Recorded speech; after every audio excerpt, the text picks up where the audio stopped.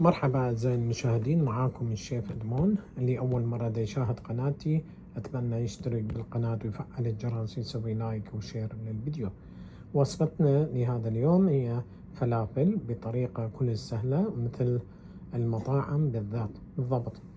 أتمنى تشتركون بالقناة وتفعلون الجرس وتسوون لايك وشير للفيديو على مود يوصلكم كل شيء جديد ننزله. ورجعنا لكم مرة ثانية أعزائي المشاهدين. عندنا هنا كيلو من الحمص أو أنتو حسب الكمية اللي تريدوها. نقعناه تقريبا أكثر من 12 ساعة. غيرنا الماء مالته بعد ما غسلناه. حطيت بصلاية كبيرة 100 غرام تقريبا، وحطيت أيضا 4-5 فصوص ثوم، بس هنا بالفيديو ما ظاهر 5 فصوص، وانتو طبعا حسب الكمية انتو تحبوها. اذا تحبون هواية تخلون هواية، اذا ما تحبون الثوم ما تحطون هواية، هاي حسب الرغبة. والبهارات مالتنا تصير كمون، وتصير زنجبيل مطحون، طبعا كمون مطحون، زنجبيل مطحون، كزبرة مطحونة، فلفل أحمر، نحط ثوم مطحون، بولبر، وبصل مطحون. هاي البهارات طبعا زائد الملح. هاي البهارات اللي نحتاجها، بعدين نخليه بيكربونات الصوديوم آخر شيء. طبعا بعد ما ثرمناها راح نخلط البهارات معاها، راح نخلطهم سويا، نعجنهم عجن 2-3 بالماكينة أو بالثرامة إلى أن يصير عندنا العجين متماسك جدا. وبعدها راح نخليه بالثلاجة يرتاح نص ساعة ساعة، وبعدين نشتغل بالفلافل. نشوف لكم طريقة شو راح نسويها.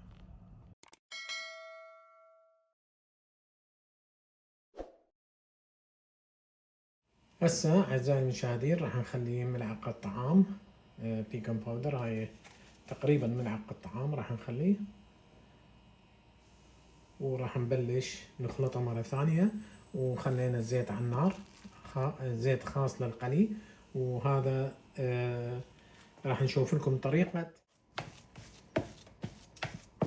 تلاحظون لازم ينعجن عجينة الفلافل عدة دقائق، أقل شي في 10 دقائق لازم تكونون تعجنون به إلى أن يصير عندكم عجين مطاطي حلو.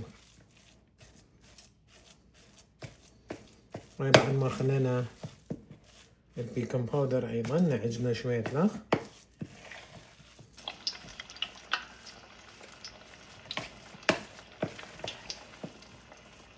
وإذا شفتوه شوية قاسي نخليه شوية لخ مي.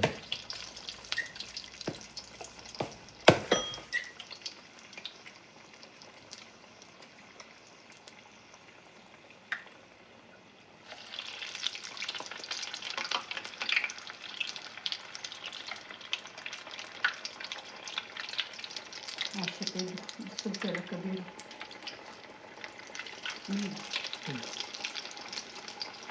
تلاحظون أعزائي المشاهدين، أعتقد بدأ يبين التصوير شلون دا حشي. أهم شي تخلون الفلافل تنزل، تعدون 3 إلى 4 ثواني لازم تصعد الفلافل فوق على مود نعرف انه صار عندنا الدهن جاهز. بعدين اذا شفتوها صارت اوكي، اذا بتحبون تحطون سمسم بهذا الشكل تحطون، واذا ما تحبون السمسم تقدرون تستغنون عنه. هسه راح نصي شويه النار مالتها على مود لا يستوي من الخارج بسرعه ومن الداخل ما يكون مستوي. هسه شو نسوي؟ بس نحرك شويه الزيت على مود كلها تستوي، لا تتفلش من نحط الشبشير. تلاحظون اللون الذهبي صار عندنا لون كلش حلو. نقدر كل شوية ننزل بعد مرة إذا يبرد الدهن قد مرة.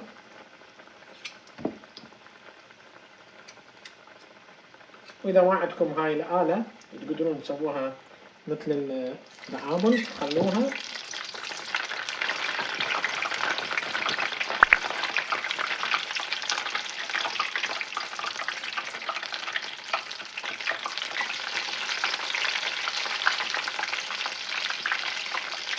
نخليه بدون سمسم.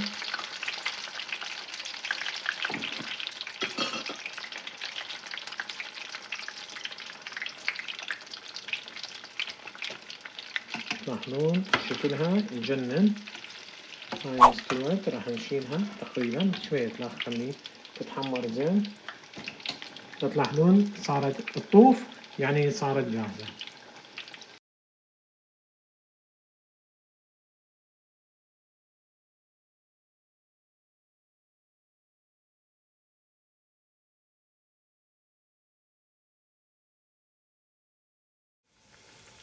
يعني تلاحظون أعزائي المشاهدين من الطوف، يعني صار عندنا الفلافل جاهزة، اتحمرت شوية زايد على مود تتقصر، ونحاول نصفيها من الزيت ونضعها بالمصفاة.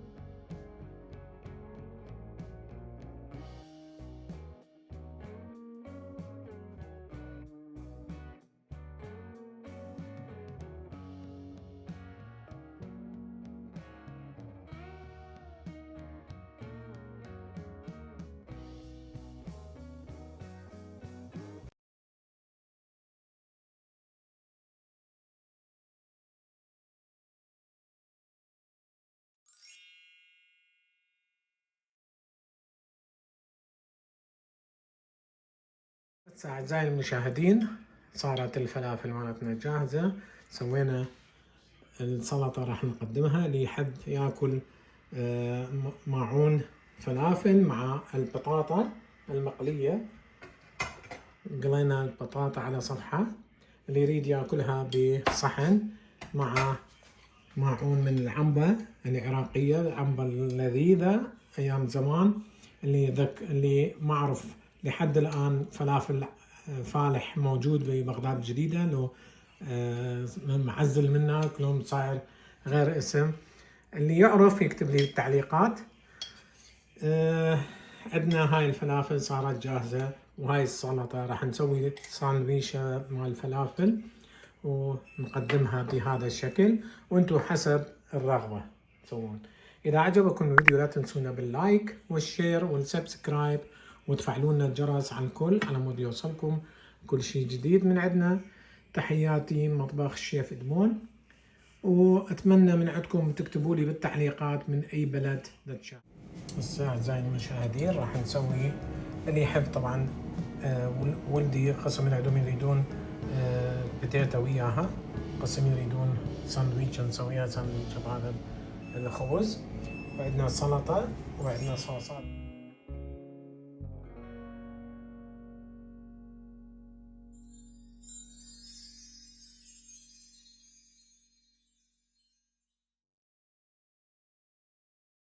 يعني سوينا 3 صوصات، كل واحد يحب شكل، وانتم نفس الشيء تقدرون تسوون اي صوص اللي يحبوه ولدكم، يعني ما تقيدون صوص واحد.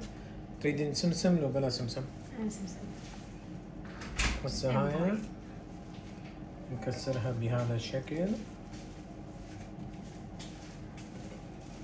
نخلي بلا سمسم ايضا، نخلي سمسم. ولا هل؟ يو. يعني تحبين السلطة؟ ايه تحبين خيار؟ شوية. شوية. طماطة؟ لا ترشي؟ خاصة. شوية ترشي همين. خاصة يعني شوية بتصير يعني بالكنداني. كافي ايش؟ بطاطس؟ شو؟ وش جود؟ عفوا صحتين وهنا. تريديها بالشواية مع الخبز؟ ها؟ هسه خليها تخلص مع يوسف. يمكن استوت هاي؟ شوفي. لا شوية لا. خليها شوية لا. شوية لا بس تستوي. الفيديو لا تنسونا باللايك والشير والسبسكرايب وتفعلون الجرس على الكل على مود يوصلكم كل شيء جديد ننزله، يوصلكم إشعار لنا.